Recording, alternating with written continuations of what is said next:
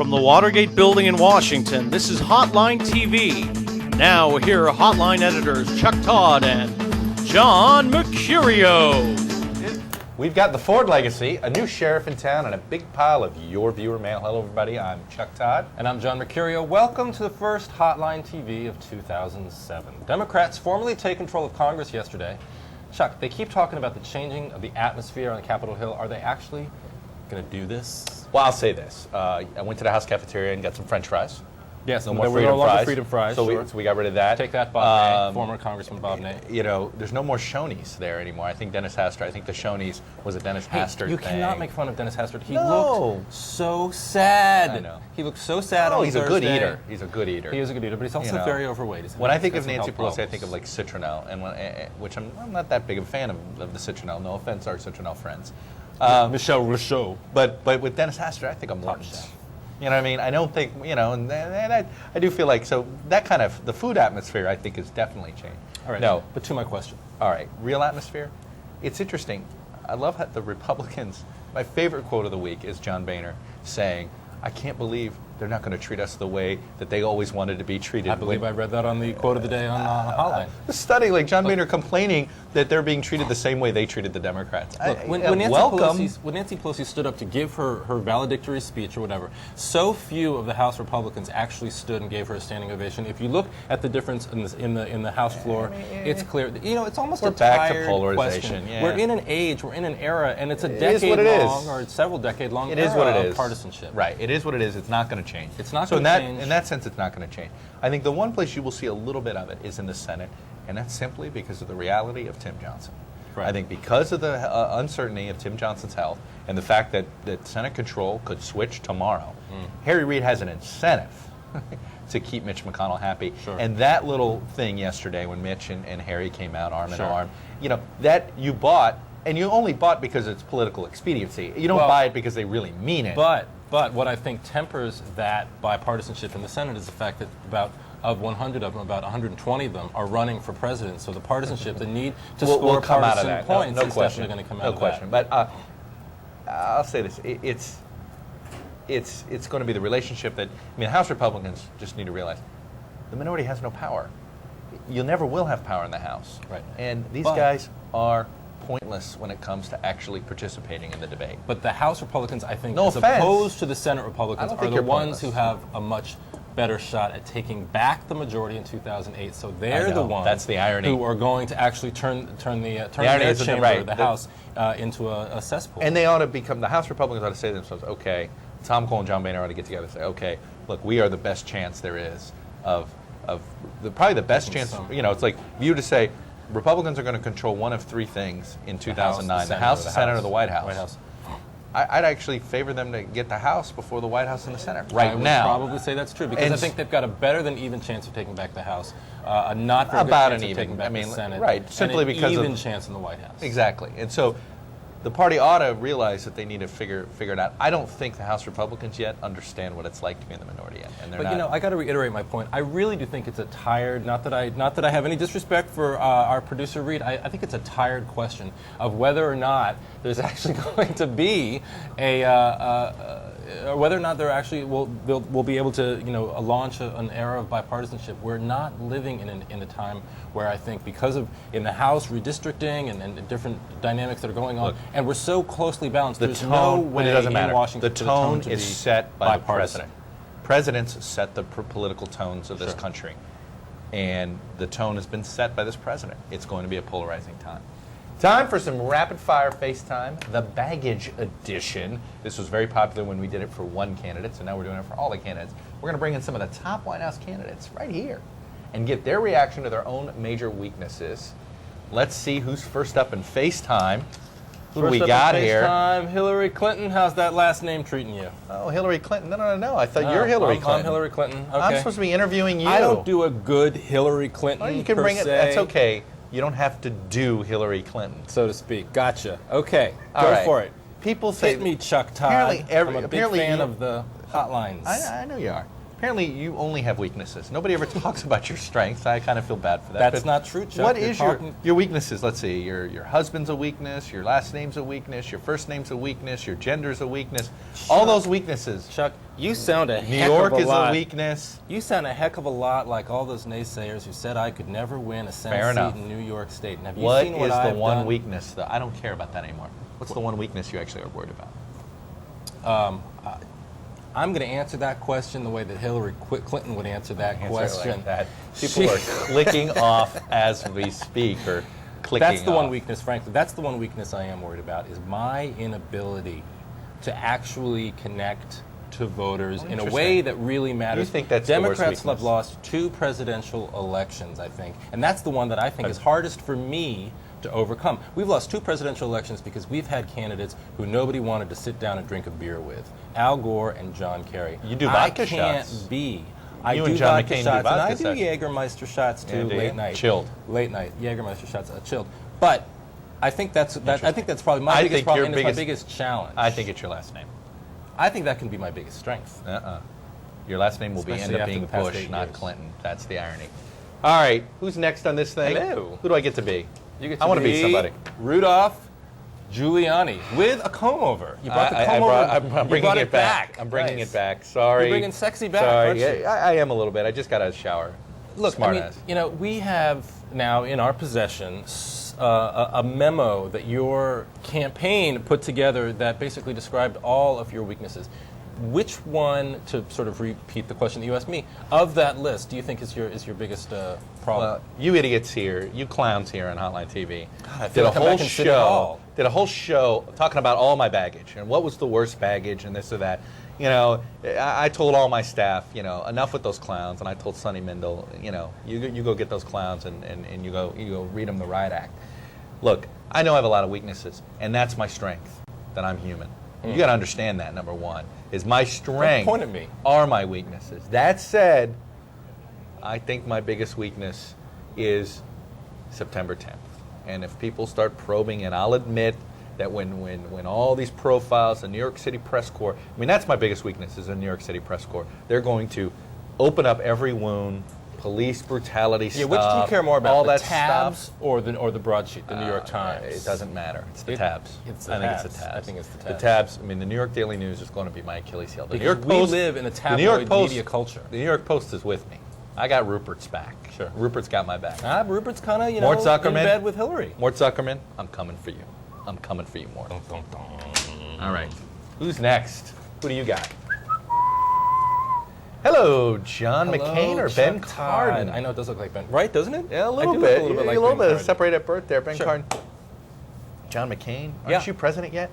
Haven't you? You've well, been running for I- president I for think 20 so. years. I think so. I You're think already so. you're the Senate Majority Leader, no matter which party's in charge, right? Sure, Aren't you in sure. charge of everything? Sure, You've yeah. been the Me and Joe president. Lieberman. You've been a president for the New York Times for the past 3 years. So aren't you already president? Well, thank you, Chuck Todd, first of all, for having me on your show. You know, I'm a big fan of the I show. know you are. I know you are. All right. I thank you. I think What are so. your weaknesses? I mean, you know, this Iraq War, your age. What's the worst weakness? What are you worried about? Look, the Iraq War could be the biggest weakness or it could be the biggest strength, depending on how this surge ends up playing itself out in Iraq. enough, If since I put myself out on a limb on this issue, and things Straight do talk. turn around in Iraq, I'm the big hero. The biggest weakness that I can't do a damn thing about, that none of us can do anything about, except for Dick Clark, before his Yeah. stroke. Let's not bring Dick Clark into this anymore. Anywho, before that would be It ain't such a rocket eve anymore, is it? It is. But it was with me. But I'll tell you about that later on. Hello. Is my age, and I will be But your if I'm mother's still elected. alive. I will be if I'm elected the oldest president by 3 years. But your over mother's Ronald still Reagan, alive. and I ain't no Hollywood actor. So that's what I think I got to be concerned about. I'll say this. It seemed like your boy, your friendly neighborhood Vanity Fair's Todd Purdom was a little taken aback at your frailty. Yes. And seemed to decide to was. detail it all in that magazine. Be curious to see how that plays with your donors. Yeah. I'll just tell you, Dee Dee Myers is not going to be my White House press secretary. Hello. Ba-dum-bum. All righty. Who's next? Who do we got next? Oh, another front runner. Smiles, Hello, everybody. Senator Barack Obama. Thank It's you not for red having America. the It's not audacity. blue America. It's the red, white, and blue. Sorry, I'm always supposed to say that every time I go on television. Thanks for that. Thanks for joining us, Senator Barack Obama. You Go Bears. are barely a senator. Yeah. Do you want Bears. to? Do you feel like you're on ESPN? Bears. Bears. Yeah, Bears. The Bears. You have no experience, Senator Obama. None whatsoever. You've sold more books than you have passed laws in the Senate. Why should I even think? Why am I even interviewing you? Why So am you I think even that's my talking biggest to weakness? you inexperienced senator? You think that's my biggest weakness? Yes. You think it's not my drug use in the No. past? You think it's not that my race? I hear drug You don't use, think I it's that? yawn. You don't think it's my race? But race is obvious. Race is obvious. Race and is race obvious. will be. You think the inexperience? Well, race, I think, ultimately feeds into the real You know, fears that go into his family's concerns What I about say whether about he'll experience. face any personal dangers. Dick Cheney brought a lot of experience. You like that experience? That good experience? I'm a personal fan of Dick Cheney's, but you know that, All Senator right, Obama. all We've right. had long discussions about the strengths of the Dick Cheney influence on the Bush administration. Look, I know my experience is going to be the big deal, but you know what? The media is we- going to be afraid to attack me too much in my experience because Hillary Clinton's got no experience and John Edwards has no experience. I've actually been in elected office longer than Hillary Clinton and John Edwards. The So problem, take though, comes that, down to Mr. Experience Here's another guy. question. But here's another question. Not just about legislative experience, political experience, campaign experience. You have never run a competitive campaign in your entire life. And How John do we McCain have any? before How do we 2000 have had? anything? Before 2000 had never Sure. done the same thing. No, he'd had a competitive race in Never. the House. Never. When he ran. Yes, he did. Never. Yes, he did. Never. Yes, he did. Yes, he did. Whatever. Yes, he did. Whatever. Yes, he did. He won by 50. Come on. 50 Never. votes. All right. Never. Yes. He also yes. beat Alan Keyes.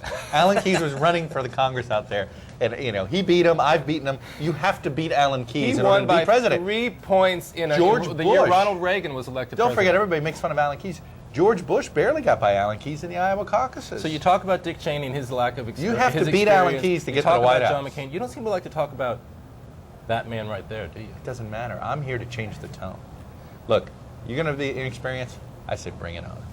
Bring it. All right. All right, and last, But you get to certainly be not least. pretty boy. Finally, John McCurry gets to look good on television by pretending to be Mitt Romney. Wow. The best. I think Should- he's the you guys best. should get a room. I think he's the best-looking candidate in the field. I happen to agree with that assessment, Chuck Todd. Thank you very much. Of course you would, Willard. And so does my wife. Hey, how you doing? One wife, mind you.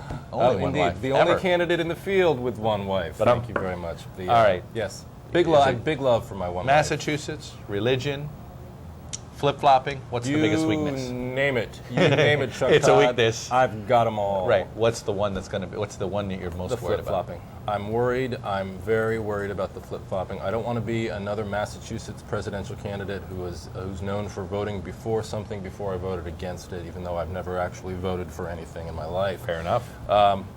I have a lot of problems, frankly. I got the inexperience. I was a one-term Nobody governor brings that of a up. small state. Nobody brings up the experience stuff. It's a double standard in the Republican Party. We've It is. talked about this in the Yeah, past, you're Chuck right, Todd. you're right. It's a double standard, and I somehow get to skate by on the fact that I've only served 4 years for the governor of a small state. And you got a great smile. I do have a great smile, and I have Yeah. a very attractive wife. I love Mrs. And I Mom. have a little touch of that Reagan-esque, charisma. Charisma. And that will carry me through, but the flip-flopping thing is going to be a big problem. What people don't realize, though, is that I was always the conservative. I just faked it, the liberal and sort of To run against moderate Ted Kennedy. stance, to run against Ted Kennedy and to run Massachusetts. Your biggest weakness? Your first name was Willard. And your middle name is Mitt. I mean, God love your father, who had a normal name like George. But what was going through his head when he came up with Willard Mitt? Willard Mitt was I mean, pretty bad. neither of which. Why didn't you go by Will? It's worse than Will George. Romney. Will Romney would have been a strong presidential candidate. Good point. As well. Oh well. Charles Todd. All right, fair enough. All right, ladies and gentlemen, former President Gerald Ford passed away just after Christmas, though many who served in his administration continue to shape government and public policy. So many of them. Chuck, in fact. pull out the ranking board and let's pick do it. the most and least successful. Let's rank the most and least We're successful going to rant. It's of amazing. the Bush Look at all these administration. guys. Scalia was in the Ford administration. Baker was. Wolfowitz. Dick Cheney. Cheney, Rumsfeld. John Snow, Holy Paul cow. O'Neill. Well, let's start with the guy we're not going to let make the ranking board. I think we can agree. John Snow? yeah. No way. I mean, I'm you going were to like, start at the top, and we can just sort of pick through it as we go along. I think you got to put Scalia at the so, top. Goodbye, John Snow. He's not going to make the ranking board. We only I'm got putting room for Scalia 5. up top. I'm going to disagree with that down the road, but we'll get there. Okay. Paul O'Neill, big fan of your days as a Yankee, bigger fan as a Cincinnati Red. This is a sports It's a reference. sports reference. I got you. Loved the I book. didn't know he was a football player. Loved the book. But you know what? not really that influential in this administration. So I don't think he makes the list. Do you agree? Well, how many do we have? 1, 2, 3, 4, we got 5. And we two, still three. got. We're good. Okay, good. Yeah. I would agree with that. And I would agree with the Jon Snow. All right, next we got Jim Baker. Jim Baker never goes away, does he? Jim Baker is just always around when it comes to, he's like Republican politic guy. But I wouldn't put him. He's the only guy that did both Bush and Reagan. I wouldn't rank him that high, though. I mean, what influence has he had recently? The The Iraq Iraq Study Group, is not very that influential. not that influential in this Bush administration. He I'd got put him Bush down elected, at 4th though. or 5th. Don't forget he got him elected. It was 2000. That was 2000. I'll put him in the 5 slot for now. Yeah, Put him in the 5 slot. just firming up all right. that top position. Wolfowitz designed the Iraq War, right? Yeah, So, but Wolfowitz is so on the outs right now. but he is Within in the charge of the World neocon- Bank. But within the neocon community, I'd put him at number 4. Let's keep him at 4. He may get off the list soon. All right. I'm There. putting Alan Greenspan. Number 1, I'm No. telling you. Oh, I'm putting Nope. him definitely. The single. This man basically decided the 2000 presidential and election. this man James is the Baker, reason why you have a mortgage. This man, first of all, is out of power. No, he left office. When he burps, He has a markets very- still move. He has a wonderful wife, Andrea Mitchell, when friend he- of the show. My God, I saw him one time trip, Dude, we're and in a the markets went down 50 we're in an points. evenly balanced Supreme Court. Scalia runs No, the he Supreme doesn't. Court. He is the most John Roberts influential. does. He has 2 votes. He's got You're Clarence wrong. Thomas. He's got Clarence Thomas's vote and his own. You're wrong. I'm I right. think Greenspan belongs on top. All right. Well, we'll keep Scalia on top. All right. So where does Cheney fit in all this? Wow. I mean, he is Vice President of the United States, so I guess he You got to put him above. He ranks- above and Rummy Donald is gone Rumsfeld. now, right? Rumsfeld's gone. Because- Although I would still say he, over the past 6 years, has been as influential as James Baker. Rumsfeld, sure. Boy, it's close. I think Baker, though, the legacy of Baker is going to be better than Over the the legacy of past Rumsfeld. 20 or 30 years, you're right about And that. Baker's reputation is still a Mr. Fix. Like, nobody will ever bring in Don Rumsfeld Well, to fix something anymore. That's true, He's positive done. or negative. Yeah, that's but true. he is done. But in terms of actual Wolfowitz still has a influence job. over the war, So this is who the Ford Library should be the proudest of giving us. Though Greenspan won, bigger deal. Greenspan won. Scalia's still An on top. amazing administrator. Actually, you know who number 1 is? Betty Ford. Douglas L. Bailey. Douglas Bailey Doug Bailey. That's who's for number creating 1. Hotline. Finally, today we're reaching into the mailbag to hear what you, those tiny people, pixels out there, All of you all scrammed into that little camera. want to know about us and about John's personal life. First out of the bag, producer Reed. Hotline guys, when did light blue become a necktie color of choice for politicians on television? As deeply fashion-conscious political experts, you should be all over this. Sincerely, Clark B., Richmond, Virginia. Well, I'll Thank tell you, you, Mr. Bustman from Buckman. I guess I'll from say this. Richmond, Virginia. I have actually noticed this trend of moving to light blue. I think both Cheney and Bush, the day Bush after the did. elections, wore blue ties. did indeed. And they had a little fun with it and all this stuff. Anderson Cooper on election night was wearing a blue tie. Red is cliche. I think we all know red is cliche for television, and so the blue looks good with a blue shirt. Yeah. I don't know. I'm okay with this trend. Yeah, I mean, I sort of reject the question. I get involved and interested in politics because of the 'Cause you're substance wearing of the lavender. policy, and I happen to be wearing lavender. You're the wearing issues, lavender. The issues to me are much more important than the superficial questions about sartorial choices. People are gonna ask questions if you're wearing lavender. They're gonna wonder. It's more of a mauve. Yeah, Thank you very much. whatever. All right, Mauve. next up. Hey gents, I'm making travel plans for me and 40,000 of my closest friends for August of 2008, but I can't decide where I want to go. Is the weather better in New York City or Denver? Well, HD in South Cap Street. to answer that question, we can't. We're not gonna be able to do it. No, I couldn't. I would have to. So we're call gonna in two of we're our gonna get favorite two of mayors. our favorite mayors here, and we're gonna let them answer the question. Ah. Michael Bloomberg, Michael Bloomberg, thank you very much for having me on the show. and It's I'll be always- John. I'll be John Hickenlooper. John Hickenlooper. It's good to see you, John. Nice to It's see good you, Michael. Now, John. I'm I the was most looking popular for you guy. on New Year's Eve. There were a lot of people in Times Square on New Year's Eve. I was looking for the sort of the Denver New Year's Eve. I didn't see a lot of that coverage, but I'm sure you guys had a great time. Well, you know what anyway. we drop? We dropped the Rocky Mountain oyster. Yeah, I know you we dropped- dropped the Oh. big Rocky Mountain oyster. Thanks. Thanks for that image. That's very That- New York and of it's, you. Well, it's very Colorado. It's you very see, you know New what? York of we you. have the oysters. You should come to to New host York. this I'll fly convention. you out on my personal jet. Let me I'll tell you fly all the- up on my let me personal tell you for all the the- convention. All right, everybody's heard of New York, and I know some of you haven't heard of Denver. Let me tell you some of the plus sides of Denver. You go A, for it, Mile the High weather's Boy. awesome. Awesome. 2, nowhere else can you go that in August, during the convention, will it be possible that there's a snowstorm. It is actually possible that we will have a snowstorm in August. Congratulations, by the way, for actually making it onto the set today. I'm surprised you were able to dig yourself out. You cannot say that. Mayor Blizzard Boy. I'll say this, and if you haven't been to DIA Airport, have you? I have.